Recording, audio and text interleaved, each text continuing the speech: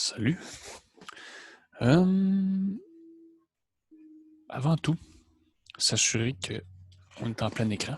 Après ça, dire bonjour. Fait que, rappel du chapitre 10. Qu'est-ce qu'on a ici comme dessin pour commencer?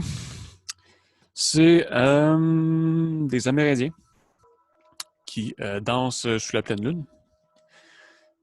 C'est quoi le rapport avec le chapitre 10? Il n'y en a pas. Ça me tentait juste de dessiner ça. Fait que, dernier chapitre, qu'est-ce qu'on a vu?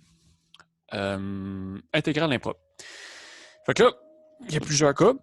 Si une des bornes est infinie, donc soit la borne en bas ou la borne en haut, si c'est la borne en bas, vu que normalement on écrit l'intégrale AB, on va remplacer la borne en bas par la limite lorsque A tend vers moins l'infini. Si la borne en haut, on va remplacer ça par B égale plus l'infini, mais c'est juste une lettre, là. Si on le voit dans d'autres cours, peut-être qu'il y en a qui utilisent juste la même lettre T tout le temps, ou peu importe, là. Mais nous, on a décidé de le montrer comme ça. En fait, c'est moi qui ai décidé, parce que c'est moi qui ai le pouvoir absolu. OK. Fait que... convergente, c'est ça. Si la limite, elle existe, puis elle n'est pas égale à plus ou moins l'infini, on dit que l'intégrale est convergente. Puis si elle est égale à plus ou moins l'infini, ou elle n'existe pas, l'intégrale est divergente. Puis ça représente encore l'air sous la courbe de la fonction ici, sur l'intervalle A à plus l'infini. Ça représente tout le temps ça. Good. Autre type de discontinuité, c'est si on a un point dans l'intervalle, soit aux bornes ou au plein milieu de l'intervalle, que la fonction n'est pas définie ou qu'elle vaut plus ou moins l'infini. En quoi c'est différent d'ici? Mais ici, il y avait une des bornes qui était à l'infini. Mais là, ici, c'est peut-être que la borne est égale, pas à l'infini, mettons AB, mais peut-être qu'il y a une discontinuité en B dans l'intervalle. Fait que s'il y a une discontinuité justement en B, qu'est-ce qu'on fait? On prend un point C ici qui est proche de B, donc qui est un petit peu moins que B, puis on le fait tendre vers B. Fait qu'on prend l'intégrale de AB, la borne en haut, il y a un problème, fait qu'on la change pour C, puis on regarde quand est-ce que ça tend un petit peu moins que B. Comme ça ici. Puis si la discontinuité est en A, ben on fait l'inverse, on prend un point un petit peu plus grand que A, puis on le fait tendre vers A+, vers la gauche, comme ça ici. C'est ça. Fait que, on remplace la borne où il y a le problème ici par un C, puis on laisse tendre C vers A un petit peu plus. C'est important du bord qu'on le fait, parce que la fonction, peut-être qu'elle fait ça ici. Fait que quand elle est un peu moins que A, ben, elle vaut dans le négatif. Quand elle est un peu plus, elle vaut dans le positif. La même chose ici, ça se peut que la fonction elle part ici comme ça. Fait qu'ici, il faut prendre B moins, un petit peu moins que B. Puis B+, ben là, elle va être négative. Ce ne sera pas la même affaire. Peut-être. Puis, si on a une discontinuité en plein milieu de notre intervalle, ben, pas en plein milieu, mais dans notre intervalle, entre A et B, A et B, c'est correct, mais il y a un point, ben, peut-être que c'est pas correct aussi, mais en particulier, il y a un point dans l'intervalle que la fonction, elle explose sur plus l'infini ou moins l'infini. Fait qu'est-ce qu'on fait?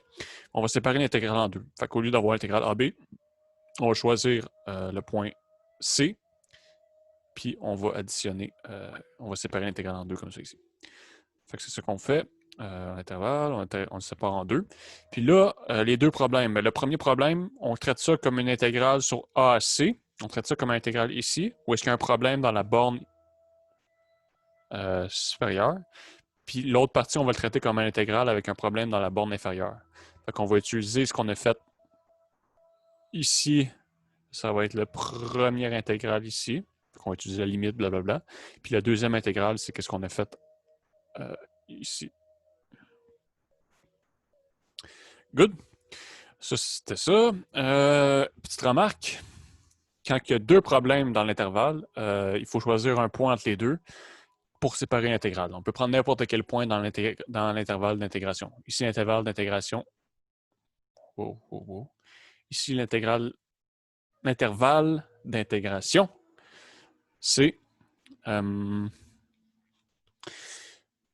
moins l'infini à plus l'infini. Puis là, il y a un problème en moins l'infini, un problème en plus l'infini. Il y a deux problèmes. Fait qu'il faut prendre un point entre les deux, puis le séparer. Moi, je vais prendre le point 0. Pourquoi? Parce que c'est facile d'évaluer une fonction en 0. Fait qu'en prenant 0 comme point pour séparer, ça va bien. Puis là, après ça, je traite ça comme deux problèmes séparés. Fait que là, il faut que je prenne, OK, bon, ben, la limite lorsque A tend vers moins l'infini de A à 0 x dx plus la limite lorsque A tend vers, non, B, vu que c'est en haut.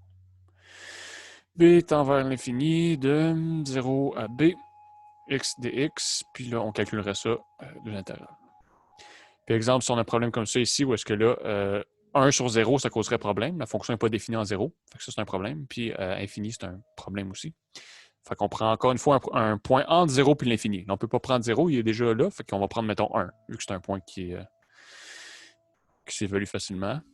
Puis là, il faudra encore une fois traiter ça comme deux intégrales avec juste un problème ici. Puis on prendrait vu que c'est un problème, c'est pas moins l'infini, on prendrait la limite lorsque c tend vers 0 plus de c1, 1 sur x dx. Puis l'autre, c'est un problème borne en haut, puis c'est une borne infinie. Fait qu'on prend b tend vers l'infini de 1 à b, 1 sur x dx. Puis là, on continuerait le problème pour intégrer. Ça donnerait ln de x évalué de c à 1 plus ln de x évalué de 1 à b avec les limites, puis on regarde si ça ne fonctionne pas. Good, fait que ça, c'est comment qu'on sépare. Là, comment qu'on fait un problème au complet, parce que là, je les ai coupés short. Je ne les ai pas effectués au complet. Là, comment qu'on ferait un problème au complet? Bon, ben ici, OK, ici, il n'y a pas de problème dans le domaine. X, on n'a pas de problème. E de x est défini pour toutes les réels. On n'a pas de division par x. C'est un problème en 0, peu importe, mais OK, fait qu'il y a juste un problème ici. Fait que limite lorsque... je ne sais pas si vous entendez, il y a de la petite flûte qui joue en arrière. Normalement, je ne fais pas de musique, mais là... c'est ça. C'est bien. Petite flûte indienne. OK, un peu de focus. Fait que c'est ça. Là, l'intégrale ici, il faut l'intégrer par partie. Si on avait, on ne peut pas dire si on avait. Si on avait ça ici, on pouvait prendre substitution qui est égale à ça, puis ça marcherait, puis on pourrait directement. Mais là, vu que c'est la même puissance, il faut faire une partie par partie. Partie qu'on va prendre, U, ça va être celui qui se simplifie en le décrivant, donc X. Puis V, ça va être l'intégrale de dV, donc l'intégrale de E à la X dx, qui égale E à la X. Fait que ça devient UV moins l'intégrale de V du. Donc ça devient la limite lorsque A tend vers moins l'infini, moins l'infini, de UV moins, évaluer les bornes, il faut les mettre à 0, moins l'intégrale de V du, comme c'est ici. Fait que là, l'intégrale de E à la X, on peut le faire. Puis on peut tout combiner ensemble. Ça va donner x e à la x moins e à la x évalué de a 0. Fait que si j'y vais, ça me fait la limite lorsque a tend vers moins l'infini de, c'est un 0 en haut, 0 fois e à la 0 moins e à la 0 moins a e à la a moins e à la a. C'est ici. On remplace, parce qu'on sait comment faire ça dans ce stade du cours. 0 fois 1 ici, ça va me donner 0. Ça va me donner 1. Puis là, pour l'autre partie, on va séparer ça en deux. Fait que ça donne 0 moins 1 moins la limite. On peut distribuer la limite lorsque a tend vers moins l'infini de a e à la a moins la limite lorsque a tend vers moins l'infini de e à la a. Donc, égal. Ça ici, E, ça c'est un A, c'est pas un F. E à la moins l'infini, ça donne 0 plus. Hein, puisque la fonction exponentielle, je rappelle, elle fait ça de même. près, elle vaut 1 ici en 0. Puis ça, c'est 0. Fait que quand on va vers moins l'infini, on est tout le temps un petit peu plus que 0, mais ça se rapproche de plus en plus de 0. Donc, ça vaut 0 plus. Donc, 0. Ça serait important de dire que c'est 0 plus si j'avais, mettons, une constante, mettons, 3 sur ça ici. Une constante sur 0, là, 3 sur 0 plus, ça va faire plus l'infini. 3 sur 0 moins, ça va faire moins l'infini. Mais si j'ai juste comme ça ici, ça ne dérange pas. C'est 0. Là, ça ici, je l'évalue par contre. Ça va donner moins l'infini fois e à la moins l'infini. Donc, moins l'infini fois 0 plus. Fait que là, ici, on a un problème. C'est une forme indéterminée. Fait qu'on va le calculer à part. Ça donne moins l'infini fois 0 plus. Fait qu'on va utiliser. Normalement, quand on a une variable fois une fonction, on envoie la variable en bas en général, puis en dérivant, ça va bien. Sauf que là, ça dépend de la fonction qu'on a aussi. Ici, ça va être plus. Ça va pas marcher si on fait ça, en fait. Parce que si on laisse la variable en haut, puis on descend le A en bas, bien là, en dérivant une fois, la variable va s'en aller, puis en bas, ça va rester la même chose, il y a juste un signe négatif qui va apparaître. Donc là, ici, c'est moins l'infini sur e à la plus l'infini, ça fait plus l'infini.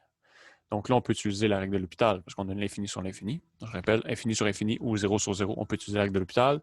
Règle de l'hôpital qui me dit que je dérive en haut et je dérive en bas. Là, je dérive par rapport à A. Donc, A, c'est la variable. En haut, il reste 1, puis en bas, il reste la dérivée de e à la moins A, c'est e à la moins A fois la dérivée de moins A. Donc, c'est moins e à la moins A. Si ça mélange les A, on peut les remplacer par des x dans notre tête. E à la moins x, quand tu dérives, c'est e à la moins x fois la dérivée de moins x. Dérivée de moins x, c'est moins 1. Mais bon, c'est juste une lettre. Un coup qu'on a dérivé, on essaie de réévaluer. Fait que ça donne 1 sur moins e à la plus l'infini. Encore là, on écrit ça, mais ça, c'est comme un abus de notation un peu, si on veut. On ne peut pas mettre le point infini dans ma fonction e. Une fonction, ça prend juste des valeurs réelles, des nombres, mais pas à moins l'infini. Ça veut dire exactement ça ici. C'est une façon plus compacte qui nous permet plus de voir ce qui se passe, mais c'est un abus de notation en tant que tel, si on veut. Fait que, en plus l'infini, ça vaut plus l'infini, e. Donc, moins plus l'infini, donc moins l'infini. Donc, finalement, ça me donne 0.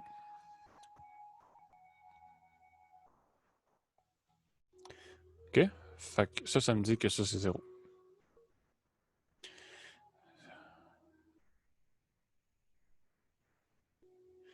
Good. Fait que finalement, on a 0, moins 1, moins 0, moins 0. Fait qu'il reste moins 1. La réponse est moins 1. Ça veut dire que l'intégrale en particulier, elle est convergente. Parce qu'on a trouvé une limite qui existe, puis qui n'est pas égale à plus ou moins l'infini. Good. Après ça, qu'est-ce qu'on avait vu? Comment comparer des fonctions. Donc, j'ai deux fonctions qui sont continues sur un intervalle A jusqu'à plus l'infini, puis qu'on, dans le cas ici, que les deux fonctions sont positives, puis qu'il y en a une qui est tout le temps plus grande ou égale à l'autre sur l'intervalle qu'on regarde. Donc là, le dessin qui est en bas, c'est que j'ai copié-collé de l'autre cours, mais c'est pas ça qu'on veut. J'avais fait des barbeaux dessus. Wow, je veux juste... Qu'est-ce qui se passe ici? C'est perturbant. Je veux me tasser. OK. C'est ça. Fait qu'on a deux fonctions.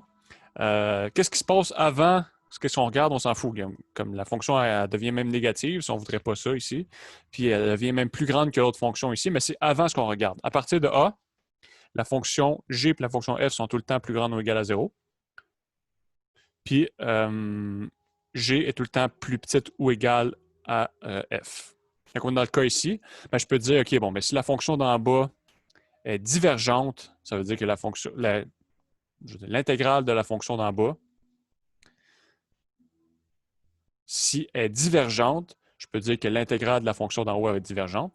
Puis si la fonction d'en haut, son intégrale, elle est convergente, ça veut dire que la fonction d'en bas, qui est tout le temps plus petite ou égale, elle va être convergente. Donc si la fonction d'en haut, elle converge vers une valeur, puis que la fonction d'en bas est tout le temps plus petite ou égale, elle va aussi converger vers une valeur. Si la fonction d'en bas, elle diverge vers une valeur, ou elle n'existe pas, ou elle va tout le temps vers plus l'infini quand on l'intègre, là, il faut que je fasse dans l'autre sens, c'est où? Si elle va vers plus l'infini et qu'on l'intègre, ben, celle qui est pognée en haut, forcément, elle ne pourra pas converger vers une valeur, là, est prise en haut. Fait qu'il faut que si celle d'en haut converge, celle d'en bas converge, puis celle d'en bas diverge, celle d'en haut diverge aussi. Fait que c'est ça que ça dit ici. Si l'intégrale d'en haut est convergente, l'intégrale d'en bas est convergente. Si l'intégrale d'en bas est divergente, l'intégrale d'en haut est divergente. Puis, il n'y a pas d'exemple parce que ça ne me tentait pas d'en créer un, mais ça travaille quand même dans le subconscient. On se rappelle de quoi c'était, puis c'est pas du temps perdu. Là. Fait que good, on va commencer directement avec de la nouvelle matière. Sans plus tarder, au revoir.